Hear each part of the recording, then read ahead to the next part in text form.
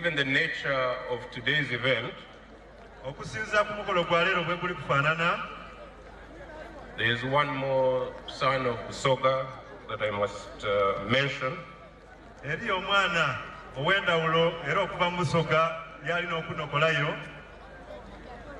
That is Twaha Kakeire.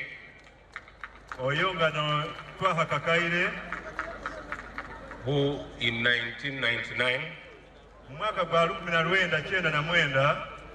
when he was FUFA president,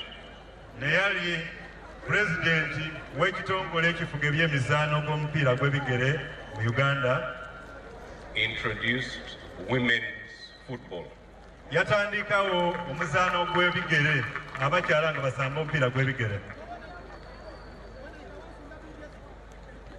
So, and it is not only sportsmen that Busoga is blessed with.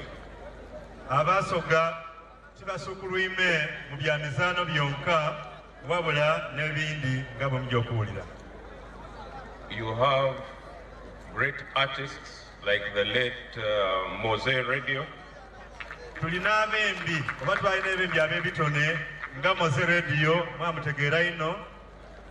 You have another great artist called Richard Magola of Africa Band. I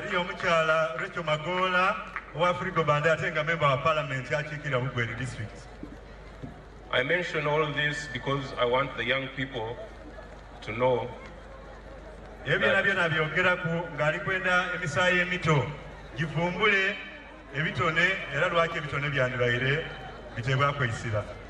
is that you can use your talent and become a very successful person.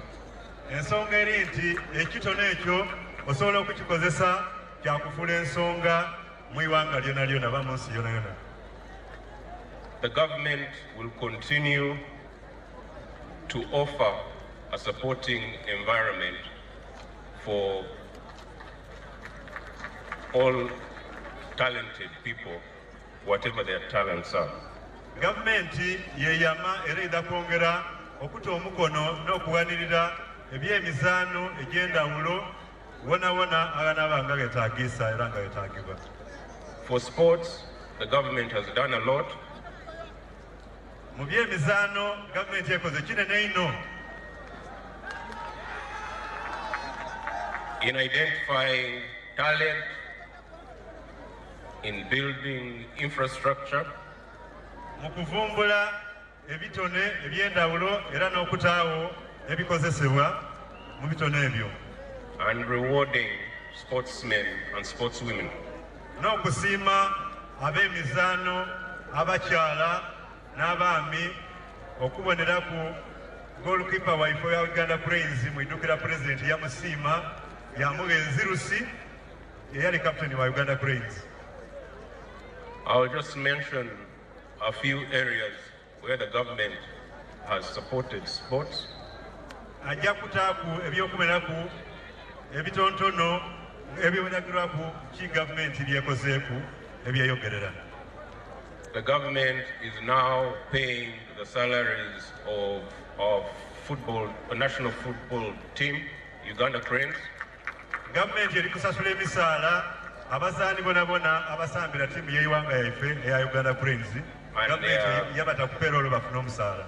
And their female counterparts, crested cranes. N'abazaani ba she cranes abalala bona babata ku payroll okufuna omusaala. The government gives FUFA 10 billion shillings every year. Government yewa ekibiina kya FUFA obuwumbi 10 buli mwaka to support sporting activities. Okuwanirira ebyemizaano mu ngeri y'endawulo. The government is also supporting all the other 55 sporting bodies in the country. Government tekomyoko eri kuwanirira ebitongole ebindi 55 ebigama ku byemizaano egy'endawulo. The government is also in the process of refurbishing Mandela Sports Stadium. Gavumenti yatandika okwirabiriza ekisaawe kyaife kimweta Namboole ayikyota na Mandela National Stadium batandika okikola ababitayo okwenaku dino mubona ebiri kujja mu maiso. In Namboole. Namboole ngaliwo bemubona abayambika obutakola nga baliwo balikola. And this work is being done by our own UPDF Engineering Brigade. They are the ones doing that work in Namboole. Era omulimu ogwo gwagemesebwa abaana baife abajaasi ab'amagye ga Uganda gwetata UPDF gana bali kutambuza kanabwala.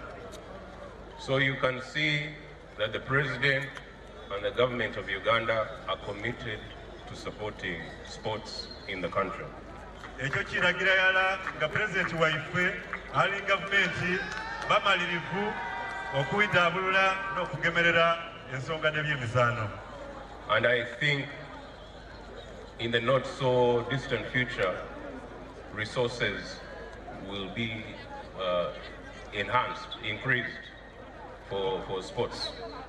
Owekitiibwa Muhoozi azza mu kutya nti ssaawa yonna yonna n'ensawo oba bajeti egema ku byemizaano ejja kwongerebwamu amaanyi n'embavu otubaye tufune endo lijekedde yongeraku mu ngeri y'okuwanira ebyemizaano. Awo kubaka obugalo awulira akagambo ako. To our guests, the visiting teams from Kenya, Tanzania, Rwanda, Burundi, Djibouti, Zanzibar, and South Sudan, I would like to welcome you very warmly to Jinja and to Uganda. Awo alikwongera okwaniriza ensi balirwana baife mikwano gyaife okuva edo donadona bwagireka Dibala abakyaire wano abaaniriza Idinda yayongera okubaaniriza mu Uganda nti bawulire emirembe abaana Uganda bantu bayikaikamu abawaya n'abageni. Some of you might have heard that Uganda is called the Pearl of Africa. Abandi muyinza okuba nga bawuliraku nti Uganda eyetebwa eikula lya Africa. But Jinja is the Pearl of Uganda. Inda neikula lya Uganda kyova owulira mu lwemba lwa Busoga mulimu akagambo nti woyita mu Uganda n'otatuukako mu Iyinda. Enkuni ya Uganda oba okoze ki? Obugalo. The River Nile starts its journey from here Omwiga Kiyira gusibuka nga no Iyinda gutandikira megwa Tabala to the Mediterranean, okulanda paka Musemayanda eyetebwa Mediterranean Sea. a journey of over 6,000 kilometers. Olugendo olutambulibwa emita edigera akakaaga. There are a lot of sights to see here in Jinja. Waliwo ebyobulambuzi bingi ino wano mu Iyinda bye basaana okulambulaku ate ge balambula mwena ababikuuma mufunaku akantu. And I want to thank in a special way the Chabazinga of Busoga and his cabinet Era mu ngeri y'endawulo asiimye Iseife Kyabazinga Gavana Dioko wokuna olw'okumwaniriza mu matwale ge mu bwa Kyabazinga bwa Busoga for developing some of these cultural sites in Busoga. mu kufuba okubona nga akulankulanya ebitundu ebyobulambuzi eby'endawulo mu Busoga. I therefore urge you, our guests, to find time out of your sporting activities to tour Jinja and enjoy these sites. Alikwongera okwaniriza n'okusaba abagenyi baife abakyaire ku biseera byabwe nga bamaze okuzaana emizaano bafuise okukaire bajje balambuleku ebyobulambuzi bye tulina byo Katonda bye yatugabirira mu Busoga babiri kibanayirayo ne bagaya ati mutuufu twalambuire Busoga twalambuire Idinda ni Uganda yona.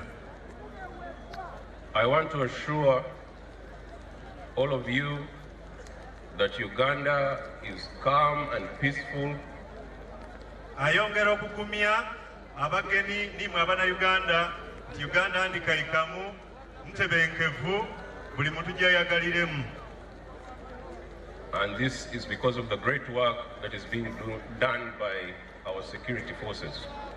Nga guno omulimo gusinza okutebwamu amaanyi ebitongole byaife ebyokwerinda ebituta mu bugumu obwo tulina okuba butebenkevu nga isemateeka bwakoba.